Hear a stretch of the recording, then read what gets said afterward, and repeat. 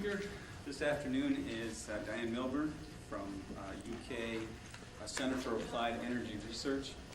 Diane got her started at Sweetbriar College, and from there went on to the University of North Carolina at Chapel Hill, and at that point went on to UK, and her work has included, or she's been working in cold liquefaction and now in the catalyst division.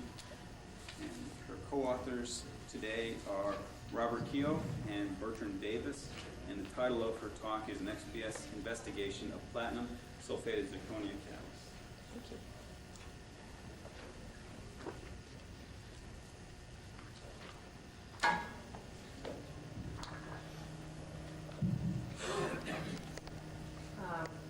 Really, what I put down with that Steve didn't read was that essentially I've worked for Bert my whole life.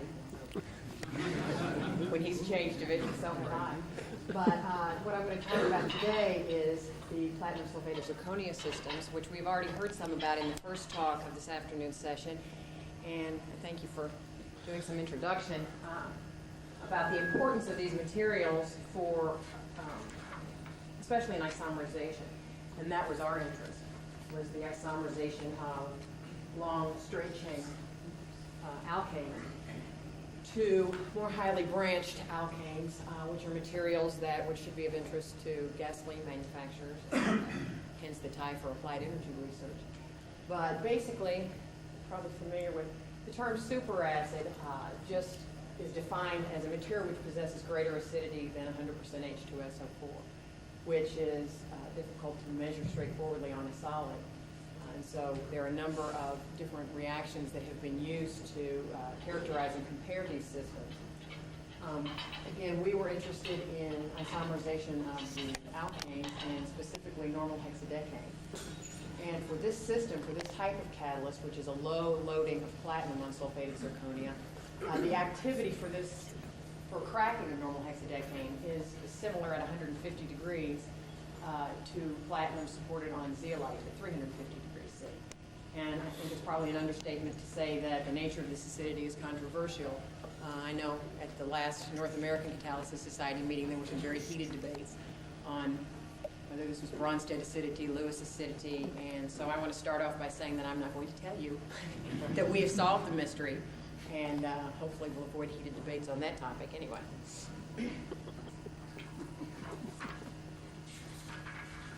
Or maybe at the social.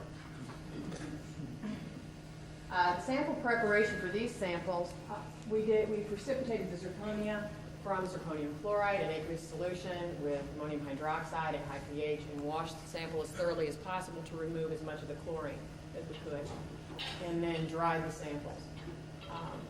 Two different sulfation procedures were used. Most of these samples were sulfated with sulfuric acid, just in slurry, and then filtered and dried. The final sulfur concentration, bulk sulfur concentration, was 3.44% by weight. There was also a series of samples that was sulfated using pyridine and pentane and sulfuric acid. This was done for another facet of this project, but these were looked with.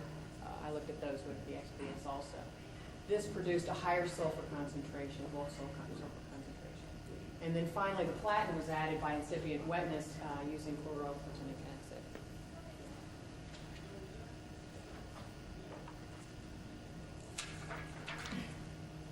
The reaction studies were performed in microautoclaves. Samples were first activated in air in a muffle furnace at 500 degrees C and then inserted directly into the reactor and cooled in desiccator.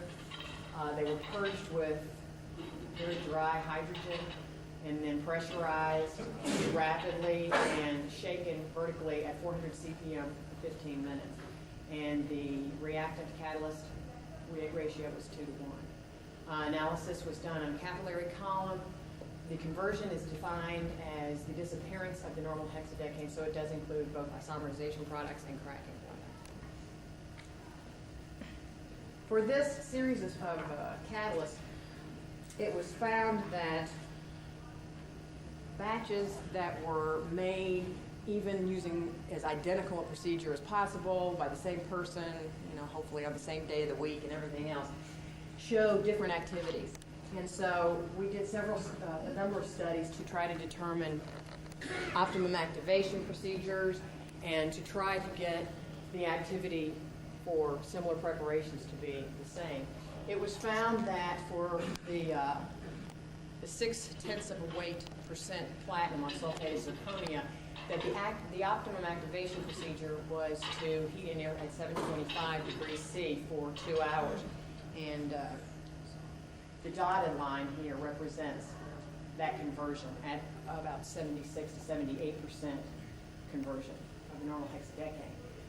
The problem with that is that when you heat the sample to that temperature, even for 2 hours, the sulfur drops down, the sulfur content drops down from almost 4% to 1%. And so it was of interest to see if we could activate the sample at a lower temperature, possibly for a longer period of time, and not lose the sulfur. And that's what's represented by the dots show increasing length of time heated in air at 500 degrees C. And that, we can see that the activity rate goes up from about 0 to essentially the same activity that was achieved by heating the sample at 725. The sulfur content does not drop. So heating to 500, we're able to achieve the same conversion without losing the sulfur, but it does take a longer period of time. So the question that we were trying to address by using XPS was to see if we could follow this activation and see changes in the surface, which might give us some insight as to what the active sites may look like.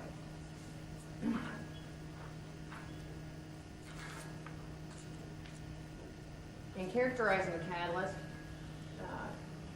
using X-ray diffraction, the uncalcined sample was amorphous to X-rays. As the sample was heated at 500 degrees, we saw tetragonal form of zirconia appearing and the crystallite size growing. Along with this, not surprisingly, the BET surface area decreases at the same time as the crystals are growing from about almost 300 meters square per gram down to about 100 meters square per gram. But at the same time, the catalyst was becoming more active for isomerization. Dr. Minahan will forgive me. We consider this a surface technique. Looking at the top 20 or so angstroms or less than 100 angstroms. And with our XPS, this is just as a review, we have a heatable probe also that has a chamber in it which allows the sample to be, the sample is pressed into a wafer. It's a powder sample. Pressed into a wafer, mounted between gold plates, and then inserted onto the probe into the vacuum chamber. Once it has been put on the probe, it can be treated under basically any atmosphere up to 500 or 600 degrees without ever being exposed to air again. And we took the sample and tried to mimic the activation in air. What we saw, and this is just a wide scan of a typical sample, this sample has been heated to 72 hours in air, which represented that the most active formulation heated at this temperature. And what we see, this is a very strong oxygen 1s region. These peaks represent the zirconium. And unfortunately, the sulfur peak falls very close to the zirconium peak. And because of the prominence of the high intensity of the zirconium peak, we really could not say anything very definitive about the sulfur peak.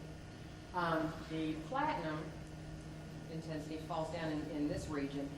The separation between platinum and the gold sample holder, we postulated, was high enough that we could see both materials.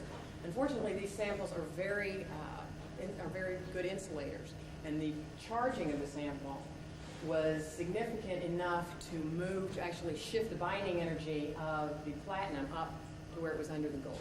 So just about as we were ready to call this another dismal failure and we couldn't really get any information out of this, we noticed that the oxygen region did hold some interest.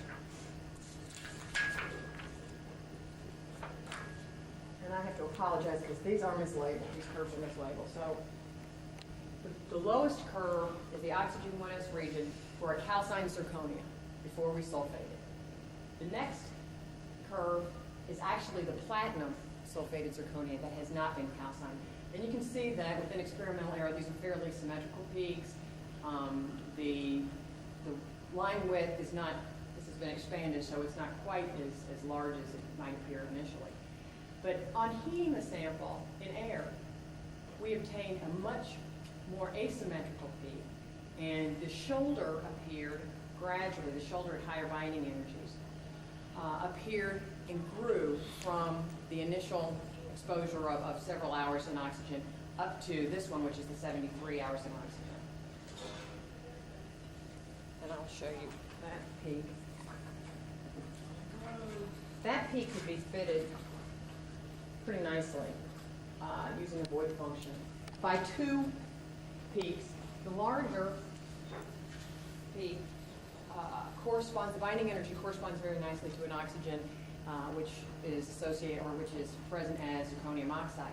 The smaller peak has a binding energy difference of right around 2 eV. And this coincides nicely with the literature values for a sulfate oxygen. So the next step was to make a series, prepare a series of sulfate and zirconia samples, which was just simply sodium sulfate ground together with the calcined zirconia. And that is this top peak. So it is mislabeled. And we saw, again, very clearly this asymmetry with a smaller peak at a higher binding energy.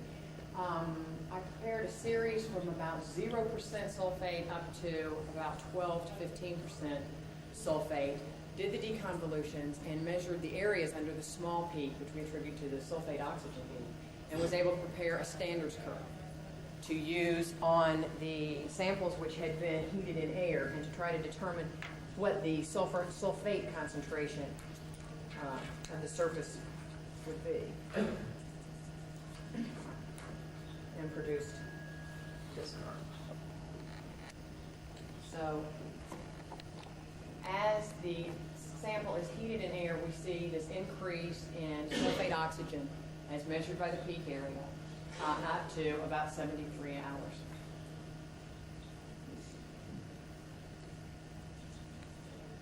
The total sulfate concentration here corresponds to about 10%.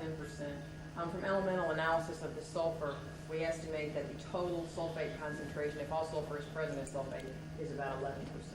So we're at least within range there. From that curve, and from the curve I showed you earlier with the activity, we made this one, which is relative activity. And here we took the activity that was observed for the catalyst, which had been heated at 73 hours in oxygen in the muffle furnace, with set that equal to 1, okay? And then took the sulfate concentration, the maximum sulfate concentration that was calculated from the XPS curves for the catalyst that had been heated at 73 hours in air in the XPS, and plotted those here, and came up with some actually pretty surprising agreement between the two measurements. And that certainly sort of made us speculate that the two coincided, that the activity had something to do with the sulfate being observed on the surface. If you remember, there was another set of catalysts that were prepared, that were sulfated using the pyridinium sulfate. And we looked at these, we're using the same procedure, but heating the sample gradually at increments in oxygen. And we see the same trend for this sample, although the maximum sulfate concentration calculated from the standards curve here is only about 5.5 to 6%. And the actual sulfur, the bulk sulfur analysis was much higher, at about 10 or 11% sulfur. So it is known and has been reported for not just the platinum unsulfated zirconia, but other catalysts, that water is a catalyst poison and will kill the activity. So we decided to introduce some water into the system and see what happened to the sulfate peak. And the dotted vertical line here represents the introduction of water vapor.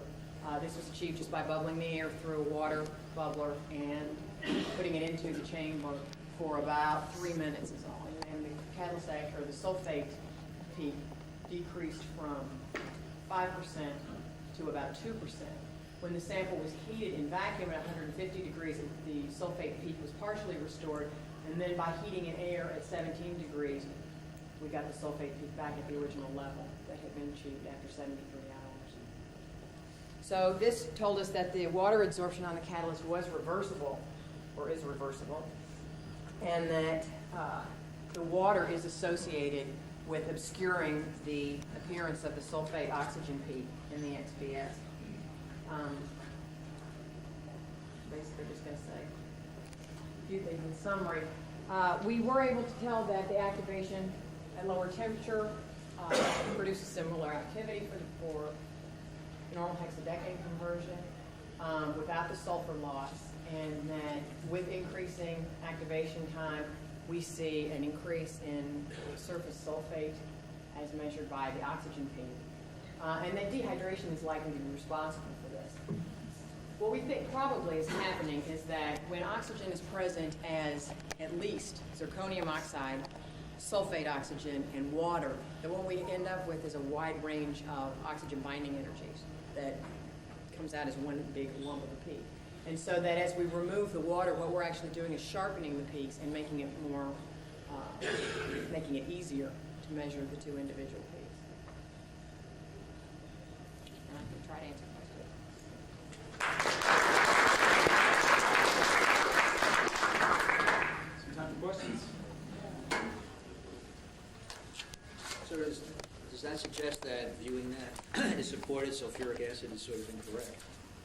In other words, what is the sulfur species before you've made the sulfate? What is it converted from? You mean what we use to sulfate the catalyst? Or you mean what is that? I mean, it's there still there sort of as quote unquote As sulfate. Sulfuric acid. After drying, well, you would think that it would be the sulfate ion, but perhaps having some association with the water. What is it before? You said that the real active catalyst has the surface sulfate, and that's caused by the dehydration of Right. the dehydroxylation combination. What is it right before that when it's not active? It's still on the surface, I suspect. But it's probably associated with some water, yeah. Or actually So obscured associated with water, it's more or less still sulfuric sulfuric acid. acid. So you're saying the catalyst is not supported sulfuric acid, but rather a surface sulfate. Yes, So okay, that's pretty simple. that's what we suggest. Do you have any other questions? Well, that ends our afternoon session. Let's thank Diane again.